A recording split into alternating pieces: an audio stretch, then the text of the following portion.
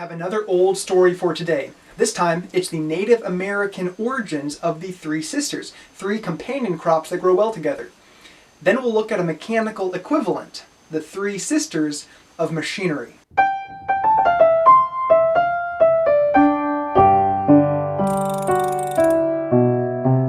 In the Great Cascade Range of the Pacific Northwest, there's a little family of mountains called the Three Sisters. North, Middle, and South. They were given English names in the 1840s by a man named Jason Lee, who came across the Oregon Trail. He named them Faith, Hope, and Charity. As the story goes, Lee spent a lot of time with Native Americans and learned the story behind the Three Sisters. The Three Sisters is a form of companion planting, that is, growing different crops together such that the gardener or farmer leverages the existing mutualistic relationships found in nature. So, for example, the famous Three Sisters companions are beans, squash, and corn. The North Sister, Faith, beans, reaches up for her other sisters with twining stems, holding them together as unified companions.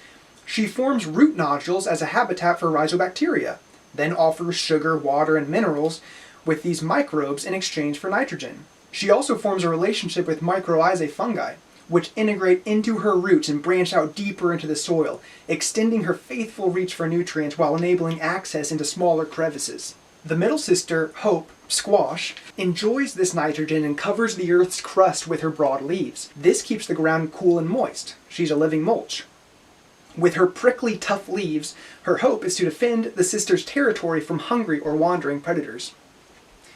Now, the south sister, Charity, corn, the tallest, stands straight up and provides the backbone. While she benefits from the nitrogen of the beans and the protection of the squash, the corn serves as a pole for the beloved beans to climb up from the mulchy squash into the fresh, clear sunlight. Now for the mechanical equivalent. Let's start with the words of Robert Fulton, who came up with the steamboat back in the late 1700s. Hear ye, hear ye! The mechanic should sit down among levers, screws, wedges, hoils, etc., like a poet among letters of the alphabet. In our case, the letters that we're using are the screw, gear, and lever. One of the books I highly recommend is the Book of Basic Machines. This is a Navy handbook, and it gets into what the simple machines are and how collectively they form useful mechanisms. To build some context around the mechanism that we're going to be looking at, which consists of a screw, gear, and lever, let's consider the case of a farmer. Let's say that he wants to raise chickens, but he wants the chickens to earn their keep. So he wants them to forage feed so he can save on feed costs, and he wants them to fertilize his field. And let's say he manages this by using a chicken tractor or a turkey tractor. Now, let's go out to the field and see what it looks like. This is locked in a closed position. This is locked in an open position with the wheels engaged. And this is locked in an open position with the wheels disengaged. The mechanism we just saw is pretty common. You'll see it in applications where someone is trying to raise or lower something, lock or unlock something. The screw holds everything together, like twining stems from a bean plant.